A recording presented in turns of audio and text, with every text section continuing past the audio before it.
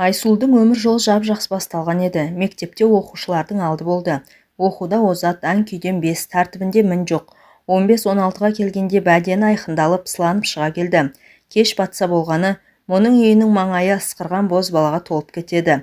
Шешесі, ысқырмаңдар, іштеріңе жел толды ма деп қолына түскен нәрсемен төбет мұрт жеткіншектерді қуумен әлек. Кілең желөкпенің назарын үйіргенге қызда үйренді. Қысқа етек көйлегімен көшені бір айналғанда борбайына бозқұрт біте бастаған небір айбозым айға қарап болған көк бөрінің күйін кешетін. Арманы Алматыға оқуға бару.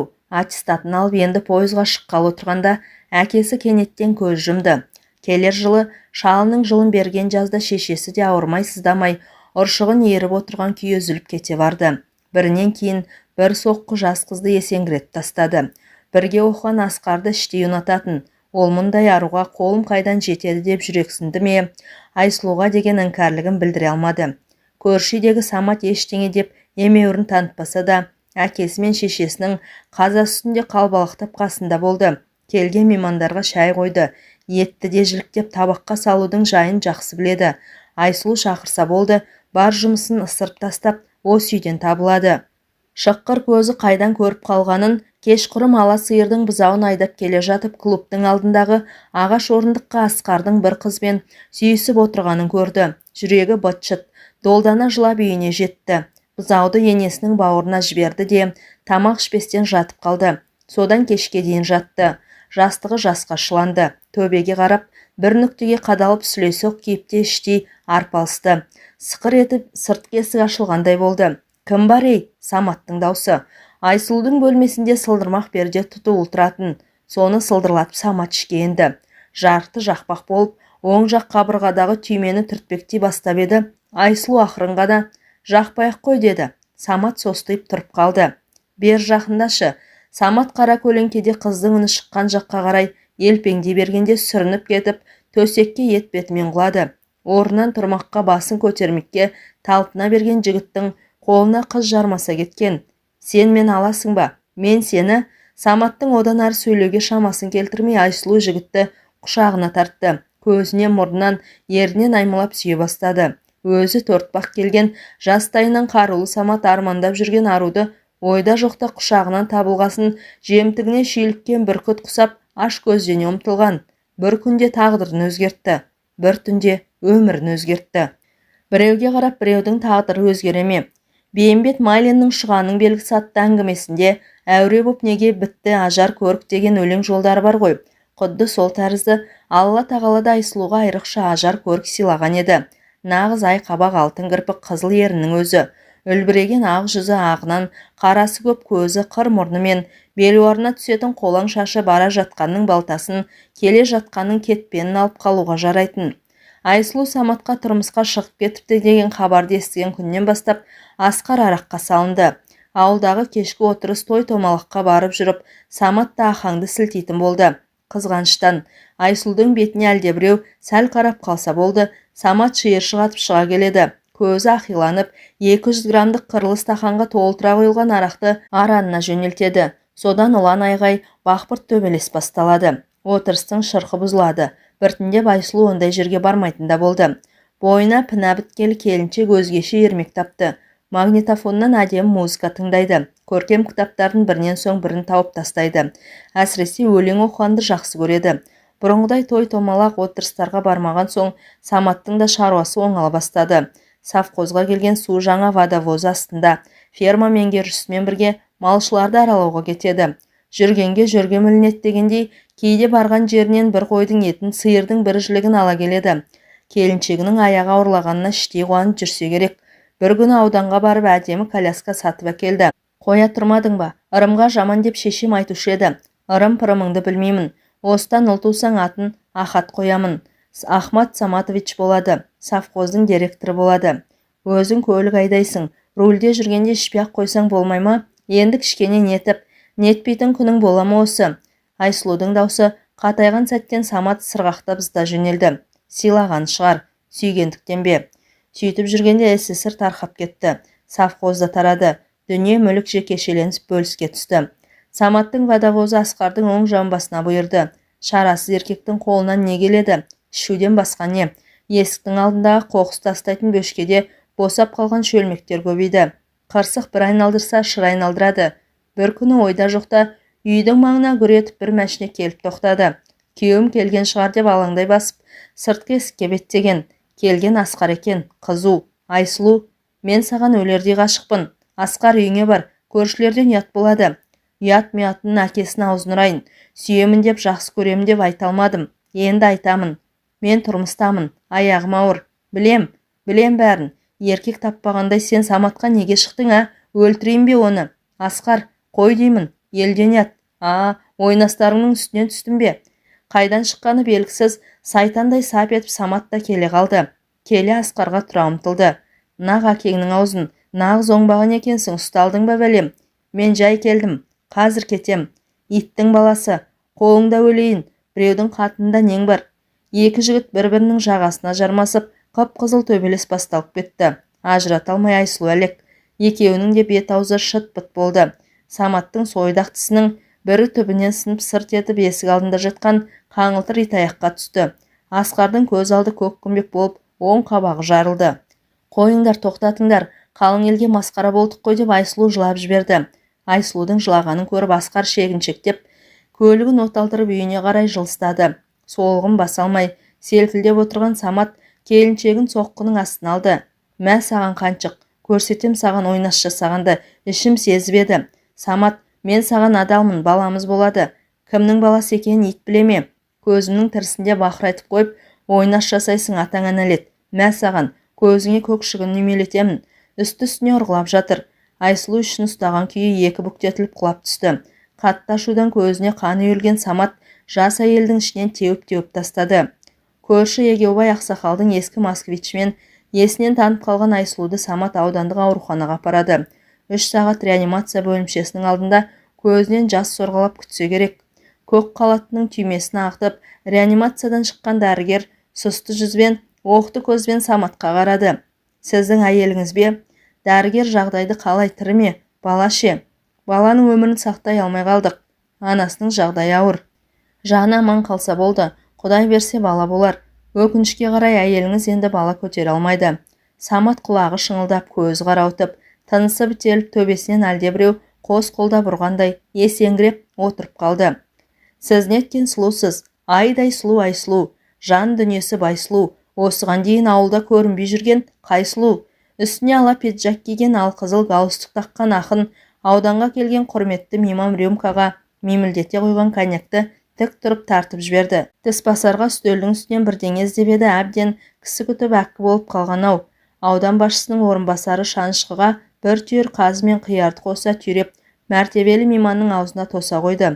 Толық шарайына шайнамастан қылықтып жұта салғанын ақын қойын кітапшасын суырып алып тамағын кенеді. Ақиқатты айтсын деп тіл берілген, солай емес пе? Сіздей сұлуға арнаған жырым. Рұқсат етсеңіздер оқып берейін. Оқыңыз. Мұндай сұлу жанға жыр түгілі өмірді де арнауға болады.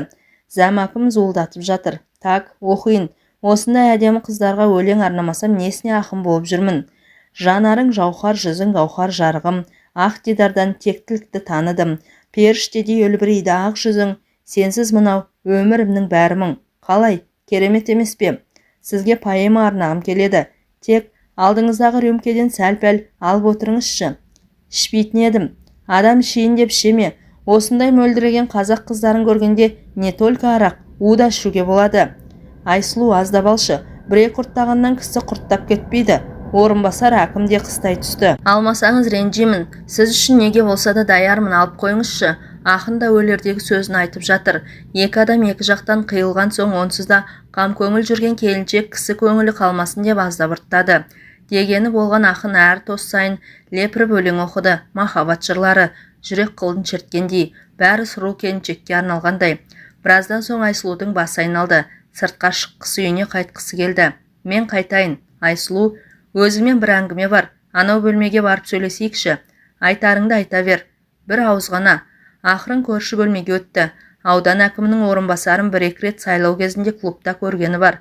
Цымпылдаған жігіт. Бүгінде жанын қоярда қоймай осында ертіп келген. Астанадан атақты ақын келді. Депутаттыққа түсіп жатыр.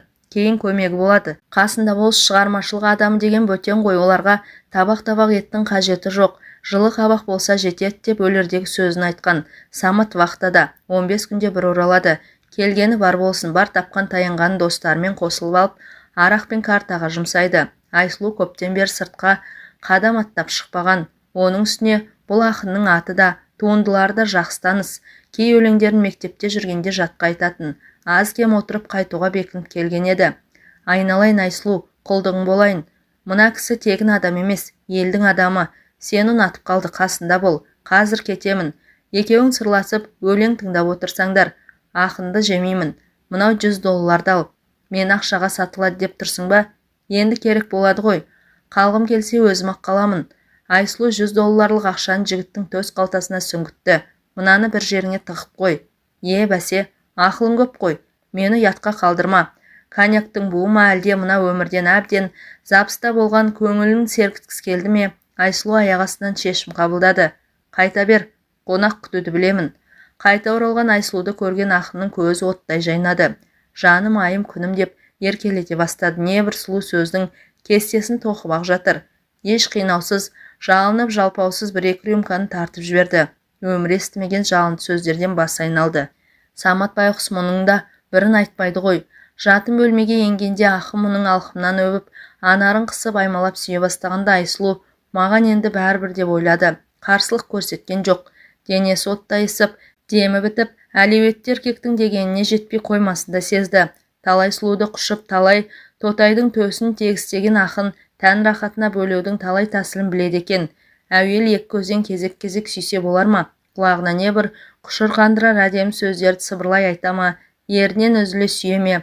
Құдай-ау, Самат сорлыдан көрмеген аймалау амалдарына жаны рахаттанып, тәні тәнті болғандай күй кешкен несі? Бір қолмен анарын, екінші қолмен бөксе тұсын сипалап, кіндік тұсқа келгенде домбырамен күй тартқан күйшінің ептілігінде ерке қимылдар жасап, қатайған денесін босатып, дел-сал қалыпқа келтірген еркек сұлу келіншектің кепкен аңқасын қандырудың барлық амалын жасап ақ жатыр. Үстіне бір-екі рет шығып қор ете түсе қалатын күйеуінде емес, басқа әлем, басқа ырғақ, басқа күй. Қиялы шарықта басқар екеу әлдебір теңіз жағасында қол ұстасып, су шашып жүгіре басып жүргенде ме қалай, теңіз толқыны екеуінде кезек-кезек тербетіп жатқан сияқты ма өзі? Оттай ыстық демге шарпылып, тынысы бір бітіп, бір үзіліп кететінде ме? Жағада екеуі де анадан туғандай, тыржалаңаш қалыпта аймаласа қалғандай, ұят-аят атаулына асау теңіздің толқыны жұтып жасырып қойғандай. Апырау, мұндай да болады екен-ау деген ойдың түйсік тұсына келгенде тез, кеткенде тез. Әйелдің іңкәр әлемнің қақпасы ашылғандай, сол қақпаға ешкімнен ұялмай қызармай, Хауа ананың көйлегін киіп енгендей, адам атаның үйреншікті қимылы жанға қуат бергендей, әлдебір нәзік ағыс 62 тамырын бүлкілдете еріп, үйіріп алып бара жатқандай, толқынға толқын қосылып, әлде әуен, әлде күй, бесікте таңылған сәбидің қалпына түсіп, тербете түскендей. Тән рахат осы ма деген тосын сұрақты еркектің ырсылдаған дыбысы жұтып қойғандай, мүлдем бейтаныс, бірақ соншалықты ыстық, ләззат отты біресе күйдіріп, біресе жандырғандай. Айсұлудың бар ойы осы ырғақ бітпесе екен, осы күй үзілмесе екен дегенге сайды. Ысынып қайнатып тұла бойындағы сезім түйіршектерінің бәрін оятып, тәп-тәтті әлемге сүңгіген сайын ақыры не болар екен деген әлдебір үрке қосақ сезімнің жетегінде оратылып жатып, буырқанған азаматтың буы кебердегі әрекетіне бүкіл жан дүниесімен кіріп кеткенде еді. Толған айдай тоғысып, тол сағарына шейін талықсып жатып, жан дүниесін шарпыған ала оттың деңгейіне шыдай алмастан мама деп шыңғырып жіберген біледі. Ар жағы не тұман, не күмән секілді. Еркектің маңдайынан иіскеп, өзің бір керім келіншек екенсің деп еміренген даусына жүзі нұрланып жатып, екі көзіне үйілген жастың ағынына ерік берген. Жаны жусап, тәні бусап қалғандай. Мұндай да болады екен-ау. Келіншектің көрпесін қымтаған ақын, сен туралы өлеңімді келесі кітабыма қосамын деп күбірлеп жатты. Самат вахтада жүргенде 90-ның 4-індегі әкесін көшеде өтіп бара жатқан КамАЗ қағып кетіп, бұлардың шаңырағына қайғы бұлты үйірілді. Әке жаным-ау деп анандайдан аңырап келген Саматқа жұрт болған жайды ертесіне жаназа намазының алдында ғана естіртті. Бәсе, небір кісілер бейтаныс, бұлар неғып жүр деп өзім де ойлап едім деп Самат кешірім сұрай келген автобазаның адамдарын зираттан келген бетте жаппай тізерлетіп отырғызып қойған еді. Әкесінің 70-сін, 40-ын, 100-ін, тіпті жылында айыпты тарап көтерді. Ішеді, ішкенде де түбін түсіріп, өлтіріп ішеді. Қубас Самат мен деген дауысты тарғылдатып жылайтын да бар. Кешқұрым аудан әкімінің орынбасары жылт ете қалған. Айсұлуды айналшықтап жүргенін көрген. Ол байқұс күйеуім не дейді дегендей Саматтың жүзіне имене қараған. Барып кел, атосрогың өтіп кетеді деп Самат бұлш еткізген. Тек Құдай үшін ішпеші. Бір үйден бір адам ішсе де жетпей ме? Ол да біледі. Білгенде қайтеді. Кейде тапқанынан 1000 теңге бере тұршы деп шиланын ақтарып сүмейтінін қайтерсің. Айсұлу әр отырыстан қызара бөртіп оралады. Кейде аяғын баса алмай, буын-буыннан әл кетіп, қылжаң тартып қайтады. Жоғары жақтан мейман келді десе болды. Зәмәкім жетіп келеді. Неге екен белгісіз. Мейман келді деген хабарды естіген сайын селт етіп, баяғы ақынды іздейді. Оны парламент депутаты ретінде теледидардан 2-3 рет көрген. Ақиқатты айтсын деп тіл берілген деп саңқылдаған даусын соңғы рет естіген Айсұлу ғана шығар. 5 жыл депутат болып жүріп, елдің жайы туралы бір ауыз сөз айтпай-ақ кетті. Бірінен кейін бір кітап шығып та жатыр. Айсұлуға арналған бір өлеңі жоқ. Айсұлу оңашада отырып алып, айнаға қарайды. Баяғы ажар көрік солғын тартқан, жүзін мұң басқан. Мына дүниеде ешбір қызық қалмағандай, ішкі күйікті коньяктың қышқылтым дәм басатындай. Мәртебелі меймандардың бәрі де келіншектің сұлулығына қызыққыш. Бұрын әйел затын көрмегенде еліккіш. Оралының барында ойнап күлу негізгі кәсібіне айналғасын, қу жалғанның мәжнүн талының жапырақтары да жылым-жылым. Асқар сол күйі үйленбеді. Астанаға құрылыс бригадасымен жұмысқа кетті. Аз-маз табысын араққа жұмсайды. Әбден қызған кезде айтатыны бір-ақ ауыз сөз. Деген құстың ұясын көрдің бе? Саматта еш жоқ. Оған да бәрібір секілді. Аузынан арақ иісі бұрқырап отырып, жаңа әлгінде айтқан сөзі: әй қатын, енді мына 90-дағы шешемді де жолдың бойына шығарып қойсақ қайтеді? Олай-бұлай өткен КамАЗ қағып өтсе жерлеуге керекті жарақ жабдықын бәрін реттеп алар едік. Теледидардан осыған дейін 10 шақты орыс патшасының басын жұтқан Алла Пугачева әндетіп жатыр. Жизнь невозможно повернуть назад. Бұралаң болса да өмір жолын кері бұрудың еш амалы болмағаны ма? Әңгіменің соңы.